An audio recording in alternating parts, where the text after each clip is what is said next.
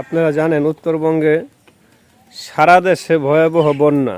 মানুষ যেরকম ক্ষয়ক্ষতির মুখে পড়ছে, ওইরকম পশু পাখিরাও কিন্তু ক্ষয়ক্ষতির মুখে পড়ছে। কিন্তু একটা দৃশ্য দেখার পরে আপনাদের চোখের পানি চলে আসবে।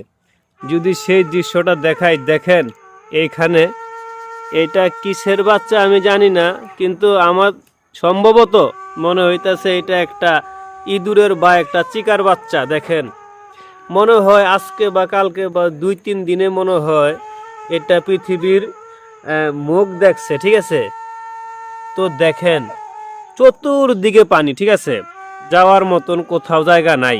মানুষজনের বাড়িঘর সব তলায় গেছে গা। মানুষরাও কিন্তু ঠিক মতন পাড়া ফালানোর কোনো জায়গা পাইতেছে না। ঠিক আছে, তো এই অবস্থার ভিতরে এই প্রাণীটা কোথায় যাবে আপনারাই বলেন। ঠিক আছে, দেখার পরে কিন্তু আমার অন্তরটা একেবারে কাইপা উঠলো। এটা একটা চিকার বাচ্চা। ঠিক আছে, দেখেন তার মা নাই, বাবা নাই, কেউ নাই, কিন্তু সে একটা গাছের ভিতরে ধৈরা সে লটকায় আছে। দেখেন দৃশ্যটা কতটাই করুণ, চিন্তা করতে পারেন।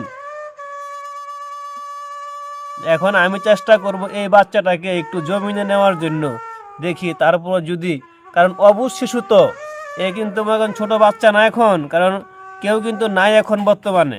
এখন তাকে আমরা চেষ্টা করব বাঁচানোর। তো আমি ওইখান থেকে এই বাচ্চাটাকে যে কচু পাতাতে ধইরা এখানে নিয়ে আসছি। ঠিক আছে, তো দেখেন একটা জীবনের কতটা মূল্য। ঠিক আছে, কেউ কিন্তু চায় না যে সে মারা যাক। ঠিক আছে, চেষ্টা করে।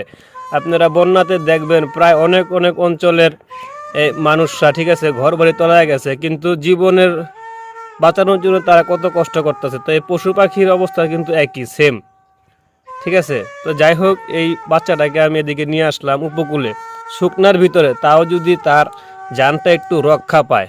ওকে আমি নিরাপদ আশ্রয় কেন্দ্রে ঢুকিয়ে দিলাম। এই যে, তো এখানে থাকুক। ঠিক আছে, দেখি তারপরও যদি বাঁচে, কিন্তু ওর বাবা মার কোনো হদিশ নাই। ঠিক আছে, কারণ যার যার জানলে সেই পলায়ন। শুধু যে তার অবস্থা এরকম তা না, এখানে দেখবেন যে গরু বাছুর আরও কিন্তু আছে। এখানে কিন্তু কোনো জায়গার মতন কোনো জায়গা নাই যে যাওয়ার মতন তারা যাবে। অবস্থা খুব বেগতিক।